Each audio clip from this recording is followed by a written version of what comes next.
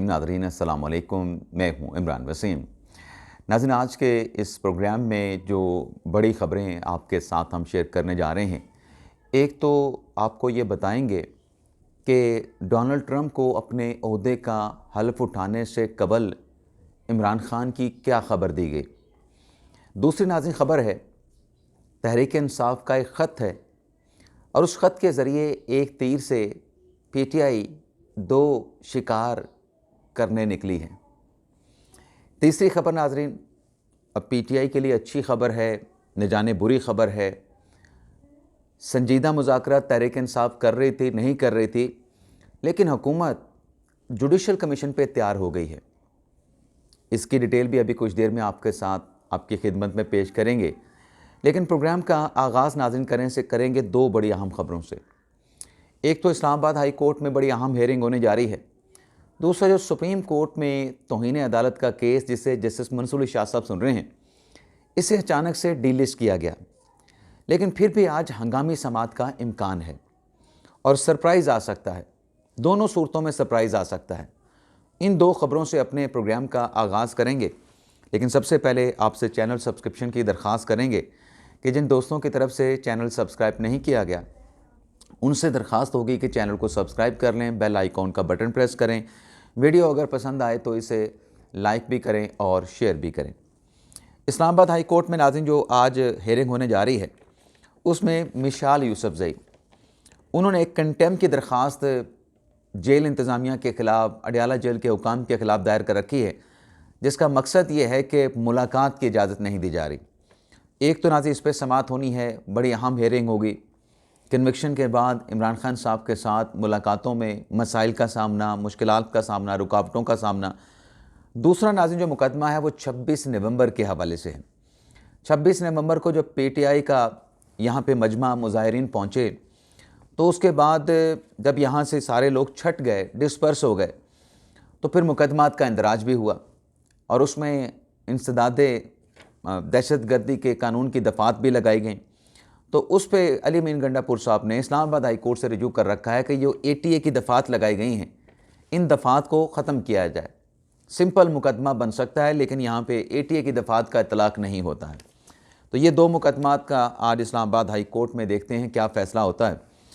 Supreme court के नाज़रीन अगर हम बात करें तो रात गए जो डेवलपमेंट हुई, उस डेवलपमेंट की डिटेल पर आने से पहले ये जो केस जस्टिस मंसूर शाह साहब सुन रहे हैं, जिसका बेंच 3 मरतबा तब्दील हुआ है। पहले इरफान सादिक खान साहब थे, उनके साथ आयशा मलिक साहबा थीं, फिर अकील अब्बासी साहब आ गए इरफान सादिक खान साहब की जगह, और फिर अब जो कंटेम्प्ट का नोटिस है उसमें आयशा मलिक साहबा नहीं है और मंसूर शाह साहब का और अकील अब्बासी साहब का सिर्फ 2 रुकनी बेंच बाकी रह गया।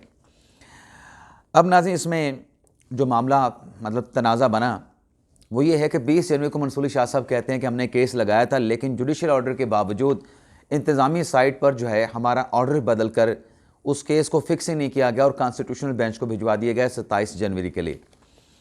अब उस पर जो तौहीन अदालत की कार्रवाई हो रही थी और आज के लिए जो अदालती मुआविनीन मुकर्रर किए गए थे, हामिद खान साहब, मुनीर मलिक साहब, और आज जो लाहौर हाई कोर्ट के साबिक जज हैं शाहिद जमील साहब, उन्होंने अपने दलाइल का आगाज़ करना था।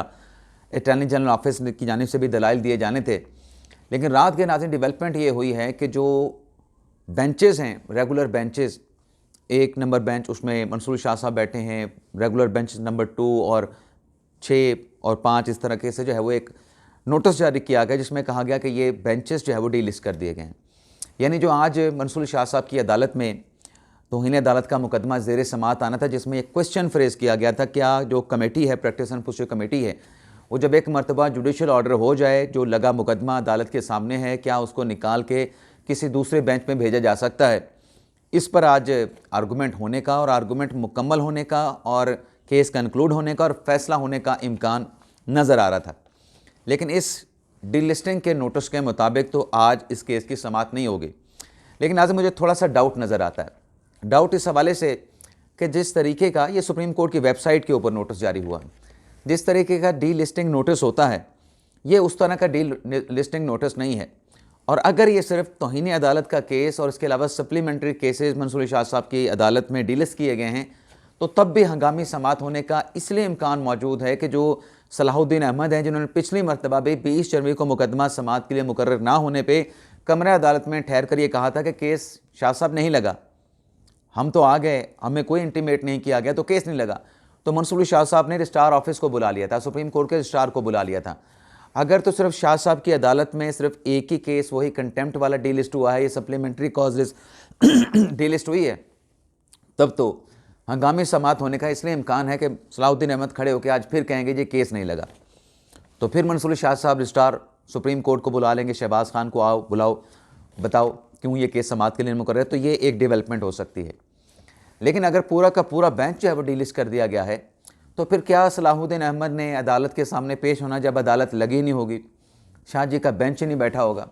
तो ये दो डेवलपमेंट्स हो सकती हैं। हंगामी समाअत का भी इम्कान है, लेकिन अगर पूरा का पूरा बेंच डीलिस्ट कर दिया गया है तो फिर क्या समाअत होनी है और क्या वकील ने खड़े होकर अदालत के सामने शिकायत करने के देखें जी आज समाअत के लिए जो है वो केस मुकर्रर नहीं हुआ। दोनों सूरतों में एक सरप्राइज़ होगा। तो देखते हैं जो कुछ भी हुआ उसकी भी डिटेल आपके साथ हम शेयर करेंगे। अब आ जाते हैं नाज़रीन कि हुकूमत जुडिशल कमीशन के लिए तैयार हो गई। नाज़रीन, पाकिस्तान तहरीक इंसाफ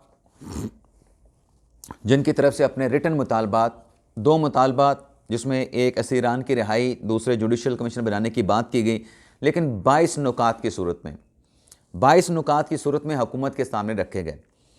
इन नुकात के बाद नाज़रीन जो एलामिया जारी हुआ था, अब मैंने एक टीवी प्रोग्राम में देखा एक एंकर को बैठे जो न जाने इस चार्टरवर्ड डिमांड को और फिर हुकूमत का जो रिस्पांस है उसे न जाने पता नहीं क्या रंग और रुख देने की कोशिश कर रहा था। वो कह रहा था कि ये तातुल आ गया है, डेडलॉक पैदा हो गया है और मुज़ाकरात आगे नहीं बढ़ पाएंगे, अगली चौथी मीटिंग नहीं हुई। हालांकि अगर वो नामवर साफ़ी हैं और अपनी साजिश और अपने नेगेटिव माइंड के हवाले से जाने जाते हैं और आप भी वहाँ तक पहुँच जाएंगे।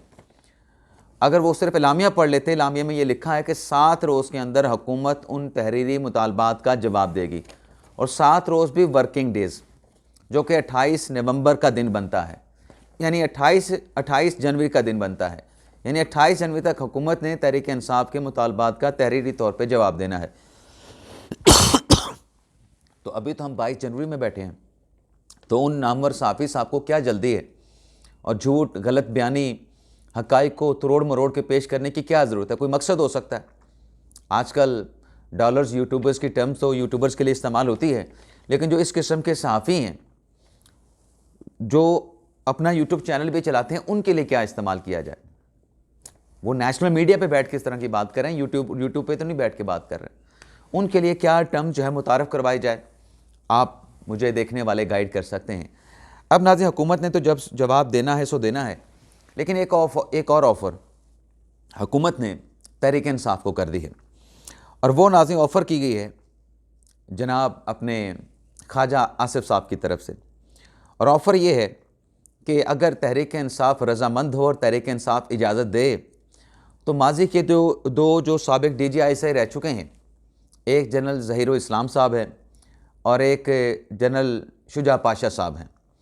ख्वाजा आसिफ साहब ने कहा कि हम तो 2014 का जो धरना दिया गया उस पर जुडिशल कमीशन बनाने के लिए तैयार हैं और इस धरने को जो सपोर्ट किया गया वो इन दोनों जर्नलों की तरफ से किया गया।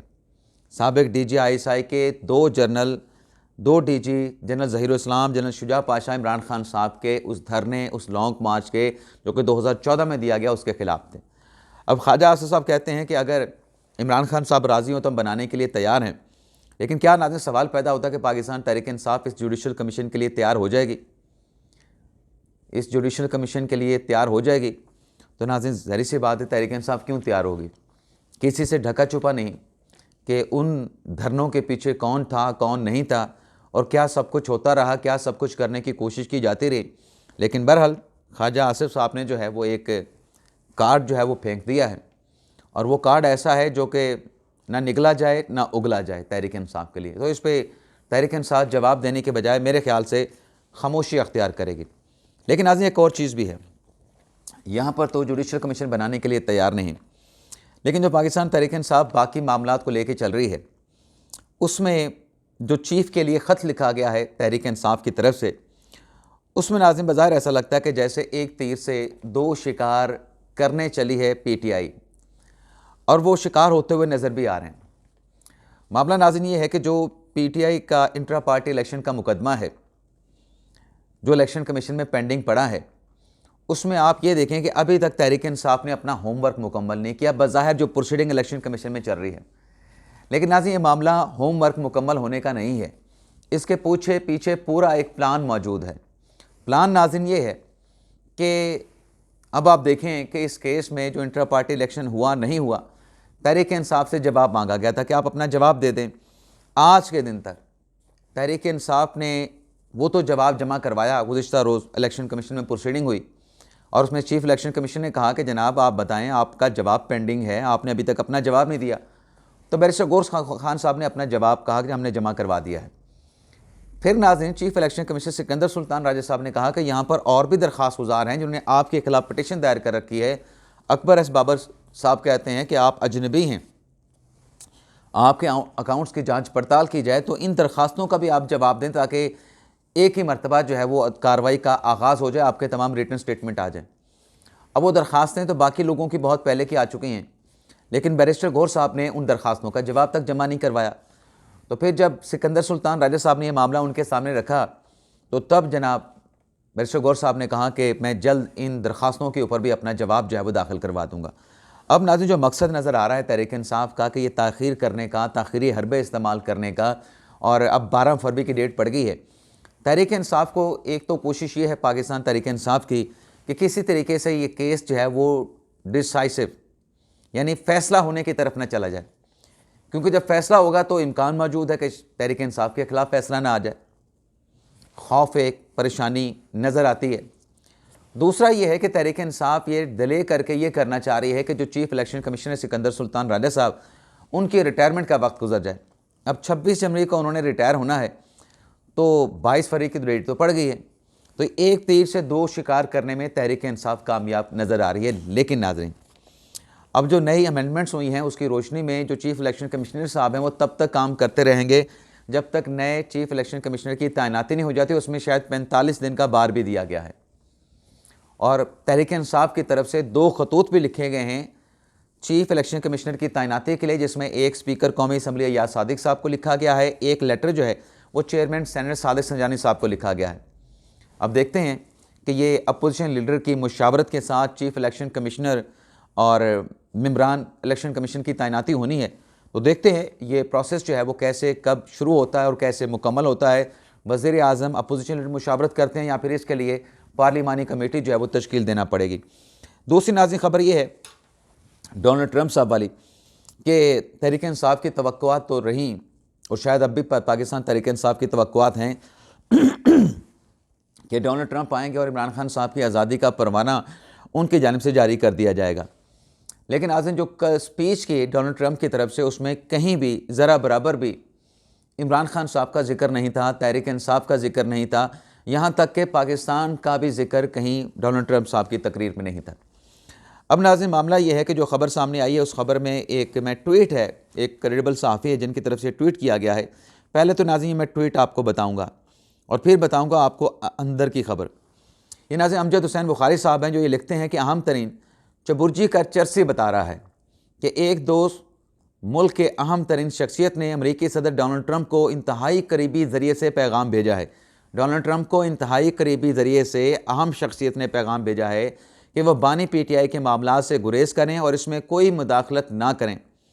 वो शख्सियत इतनी अहम है कि उसकी बात को रद्द करना अमेरिकी इंतज़ामिया के लिए, डोनाल्ड ट्रंप इंतज़ामिया के लिए इतना आसान नहीं है, इसलिए ट्रंप कार्ड ख़त्म समझा जाए। अब नाज़रीन, शख्सियत कौन हो सकती हैं?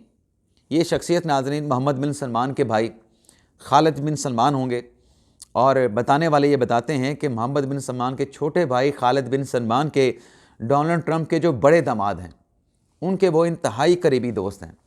अब नाज़रीन, ये पैगाम दिया गया है, पैगाम नहीं दिया गया, लेकिन साफ़ी क्रेडिबल है अमजद हुसैन बुखारी साहब। इनका ये दावा है कि एक हफ़्ता पहले, यानी डोनाल्ड ट्रंप के हल्फ उठाने से एक हफ़्ता पहले ये पैगाम जो है वो पहुंचा दिया गया है डोनाल्ड ट्रंप तक उनके दामाद के ज़रिए। दूसरी तरफ नाज़रीन, वज़ीर दाखिला मोहसिन नकवी साहब भी अमेरिका पहुँचे हुए हैं, और मोहसिन नकवी साहब ने वहाँ पर जो वाशिंगटन DC में मुलाकातें की हैं उसमें अमेरिकन नाज़रीन सेनेटर भी हैं, कांग्रेस मेंस भी हैं और दीगर अहम शख्सियात के साथ भी मुलाकात की है। और मोहसिन नकवी साहब ने यह दावा किया है कि डोनाल्ड ट्रंप के आने से, उनके 47वें अमेरिका के सदर बनने से एक नए दौर का पाकिस्तान और अमेरिका के ताल्लुकात के एक नए दौर, एक नए बाब का जो है वो आगाज़ होगा। यानी हमारे वज़ीर दाखिला पुरुमीद हैं कि पाकिस्तान और अमेरिका के जो ताल्लुकात हैं वो बेहतर रहेंगे, बल्कि उसमें मज़ीद बेहतरी जो है और मजबूती जो है वो देखने को मिलेगी। इजाज़त चाहते हैं नाज़रीन, अल्लाह हाफ़िज़।